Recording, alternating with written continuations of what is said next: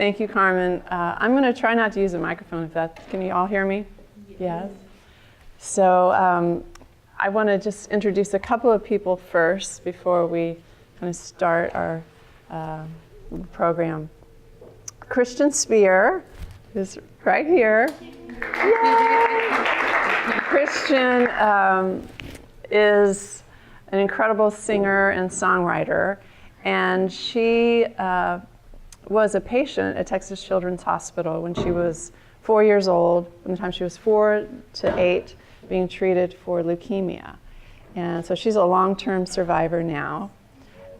Yes! So just a little bit about Purple Songs Can Fly. So I have a recording studio in the Cancer Center at Texas Children's Hospital where we work with the children every day to write and record their own songs.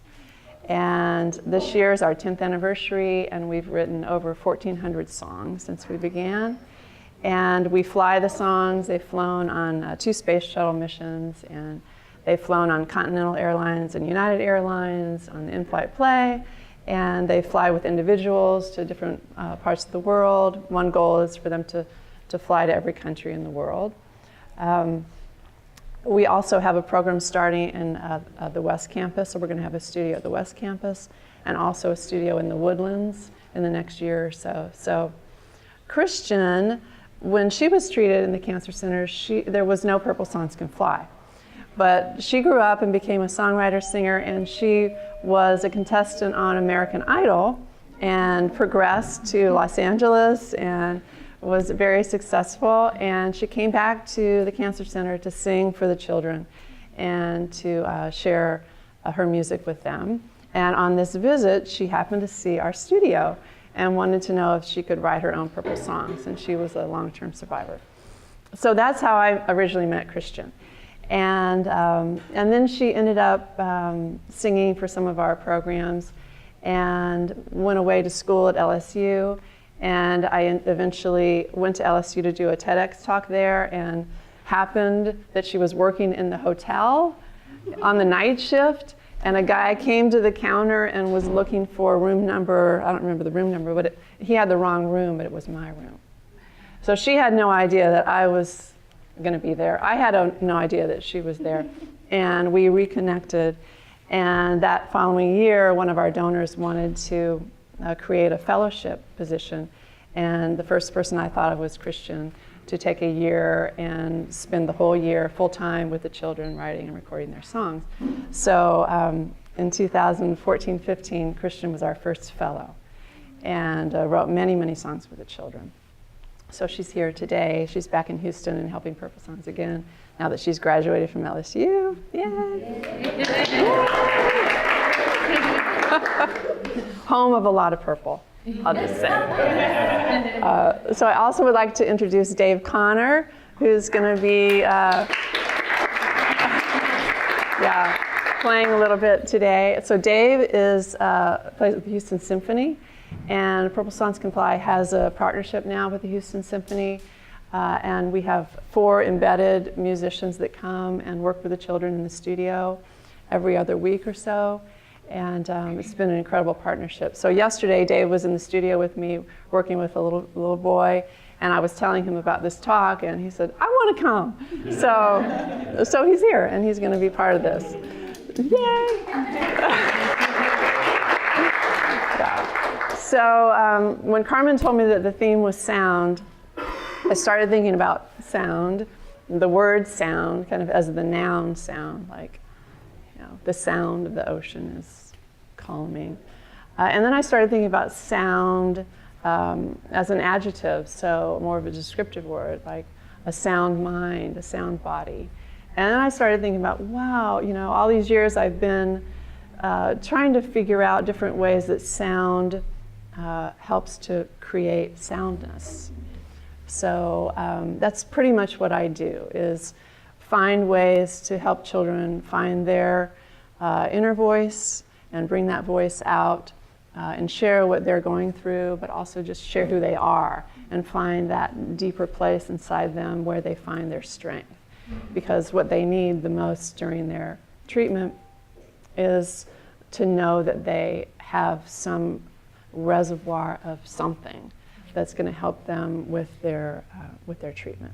So this idea of sound and soundness, I started thinking more about it, and then I kind of came to this thought that is really my belief that we all have a sound, or sort of an inner sound, and that we as human beings are sounding. So I have my sounding that's happening just by being. Not when I'm talking, just by being.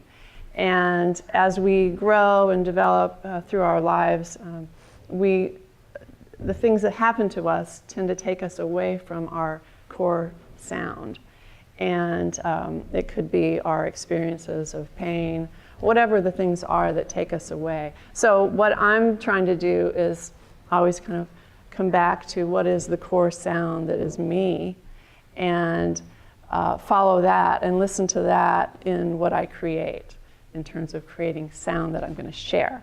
So it's what I try to do with the children too, is help them find who they are and what that sound is. And it might direct them to what sounds they want to make, what words they want to say, but it's like finding that core sound. So yeah. So I was thinking more about sound, and the Latin word son, S-O-N, means sound, and so many words come from that core, that root. And Christian and I, on the very first day that she started with Purple Songs, I thought it would be good to write a song together. And we had a new version of the program, the recording program, and I thought, okay, well, let's write just like a little jingle. And we'll kind of get to know the program, and it'll be up, and it'll be fun, it'll be happy. So we started the song, and it was called I See the Sun in You. And we finished the song, and it was not just a jingle but a song, but it was real up and pop-ish. And then we both kind of felt like it needed to be just a piano vocal song, just a really simple song. And so we slowed it down, and we just did it as piano vocal. And it was like we found the song. It's like we had written all this, but the song was really this core thing. So we're going to perform it for you. It's called I See the Sun in You. Yeah. So just think about 3 things. So you can hear the word sun as S-U-N. I see the sun in you. You can hear the word sun as Son of God, S-O-N. Or you can hear the word sun as S-O-N, sound. So.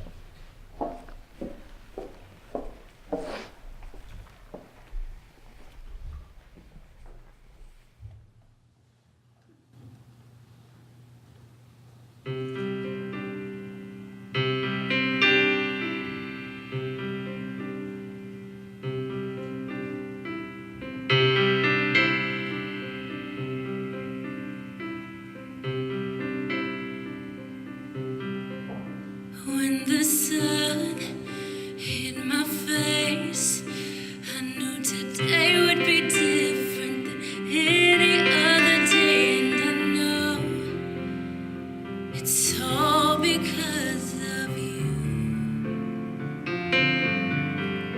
When the dream of my life plays out, cast away are all my doubts, and I know there's nothing we can't do.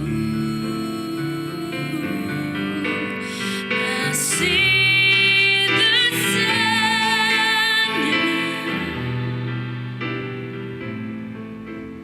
I will hold you up to light the whole sky. Your wings are ready now. It's time for you to fly, 'cause I see the sun in you. With each day that passes by, we create happiness inside, no matter the storms we may face.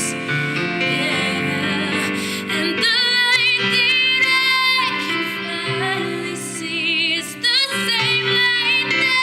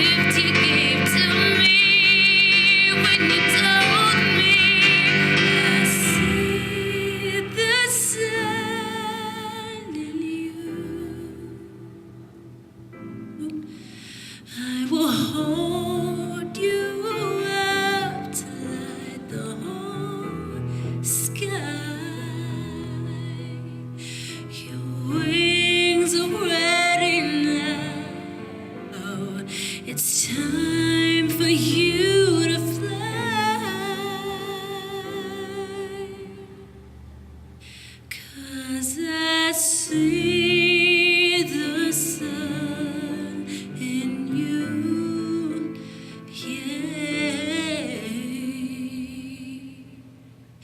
I see the sun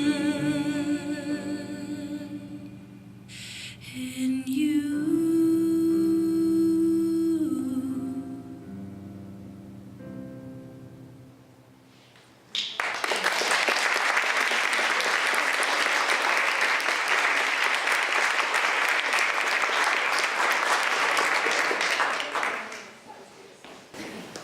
So all of you, I think when you came in, have a name tag, and there was a icebreaker question.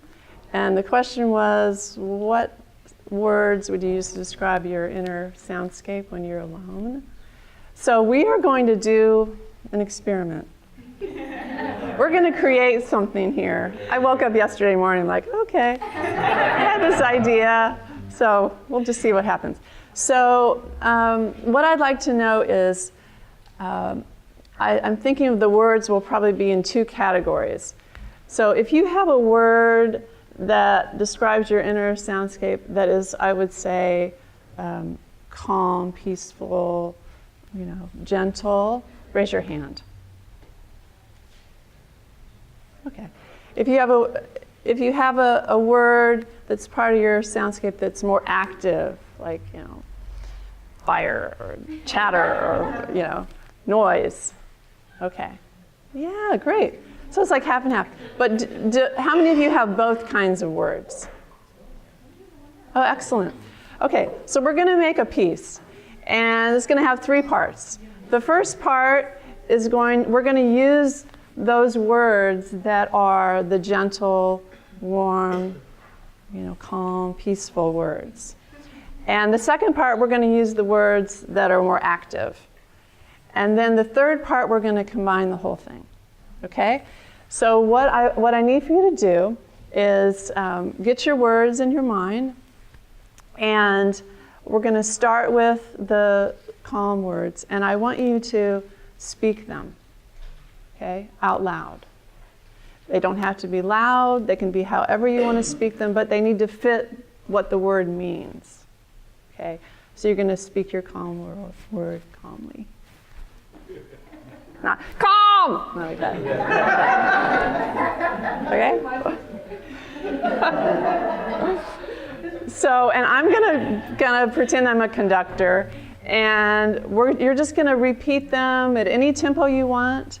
But when I raise my hands, you're going to speak them a little bit louder, and faster repetition, and then slower, softer. Okay? That's all you're on. Okay? But as a group. But you don't have to listen to anyone else. You can be in your own world. But we're going to create sort of an outward version of your inner soundscapes. You ready? Okay. So the first part is the calmness.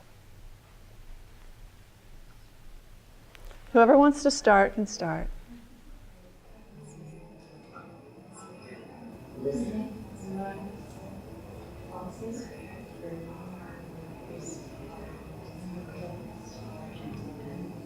Rocking.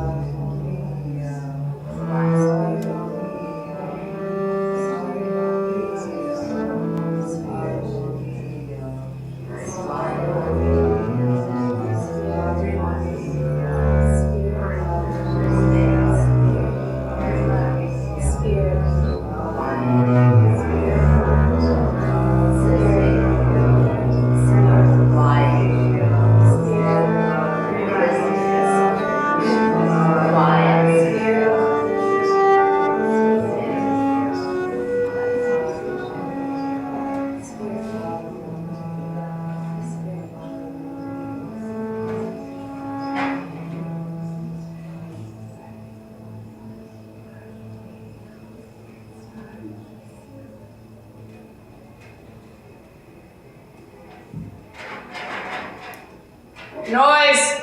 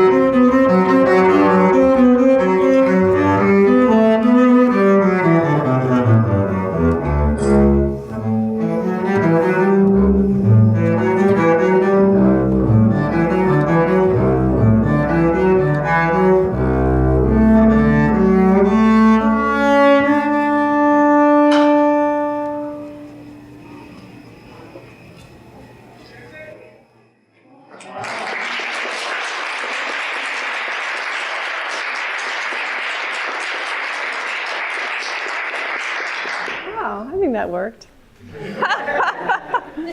Thank you all.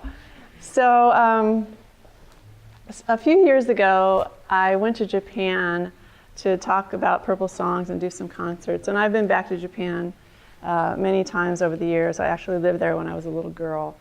And on this particular trip, I was taken to a temple. This was in southern Japan, in Kyushu, near Kumamoto, and the city was called Tamana City.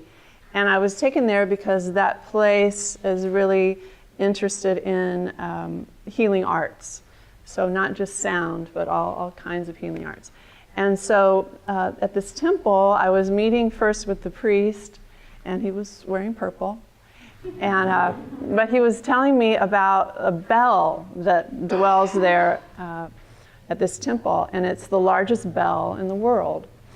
And people come from all over the world to experience the sound of this bell. And he was talking to me about how interested they are in sound as a healing technique. And it's very ancient traditions in Japan. And so he told me that I was actually going to be part of ringing this bell. So I actually held the ropes and was a part of the ringing of the bell. And the ringing of the bell happens, there are 3 rings, 3 strikes of the bell. So the first strike is the symbol, or what their mission is to clear out anything in the way in your past lives. The second strike of the bell is to clear out whatever might be in your way in this present life. And the third strike of the bell is to clear away anything in your future, in future lives. So he told me that many people come there. Interesting that there's a siren right now, another kind of bell sound, a different kind of bell sound. But people come from all over the world to experience the bell, and many people come when they are at the end of their life. So they know that they are going to be passing, and they want to clear the way to have a smooth transition. And I thought this was so interesting and beautiful. And in light of what I do at Purple Songs in helping children, there are many children that we know are end-of-life patients. And so we're asked to help them create a song to leave as a legacy, but it actually becomes a song to help them in their journey. So there was really nothing that it could have ever prepared me for what I would experience when I struck the bell. But the amount of range of frequencies was just unbelievable. The sound, or the sort of the depth of the sound, was like indescribable. And also the sound of the vibration hit my body in a way that I had never experienced anything like it. And this experience kind of led me to think about these ancient traditions and the use of sound. And I wanted to create a concert about this, sort of spiritual traditions that use bells, and why we use bells, and what bells are, what's happening when you experience the sound of a bell. So when Carmen played the bell, I didn't know that she was going to play that bowl, but when she did, you heard the resonance, but the resonance is like the resounding, so it keeps sounding the frequency. And so resonance really comes from that idea of resounding. So I created this concert with a group called Music Doing Good, and we had a speaker his name was Mark Waters, and he's a comparative religion scholar, and he spoke about the significance of bells. And I want to read you just a couple things that he said that were so beautiful. Resonance, beautiful resonance. Resonance gathers our attention, calms us to the core of our being, and calls us to be present. So even bells that are sirens, they call you to be present, to pay attention. So bells that are resonant also call you to be present and to pay attention. Noise scatters, resonance centers. Noise disperses, resonance gathers. Bells used for resonance rather than noise de-stress and center us. Bells call us to the place where our deep gladness and the world's deep hunger meet. I thought that was so beautiful. In this idea of voice, finding your vocation, finding your voice, using your vocation to help others find their voice. As musicians, we're always wanting to help people find their voice. And the Latin root is vocar, which means voice and vocation. But voice and vocation both come from vocar. So Mark also quoted from a book by Parker Palmer called Let Your Life Speak, Listening for the Voice of Vocation. And this quote was so beautiful. Before you start telling your life what you intend to do with it, listen for what your life intends to do with you. I love that. So in the Cancer Center, we have this privilege to work with the children to find their inner voice and then move that voice into a form, which is the form of a song. And at the end of the cancer treatment, there's a tradition all around the world, I believe, of ringing the bell.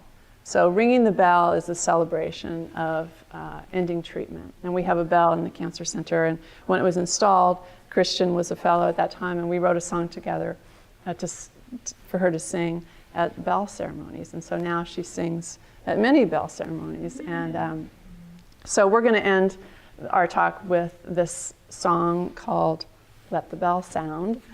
And it really is in honor of all the children as we continue to strive for a cure for pediatric cancer and all kinds of cancers. And also for all of us to continue listening for what our lives intend to do with us, and find that place where deep gladness meets the world's deep hunger.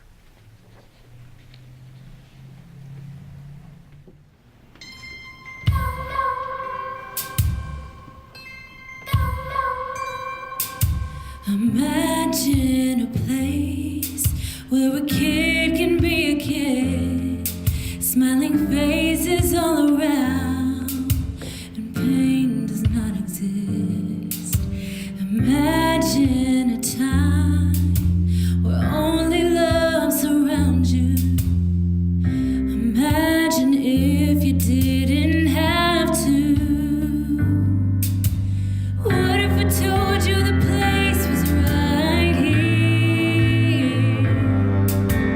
What if I said the time was now? Can you hear?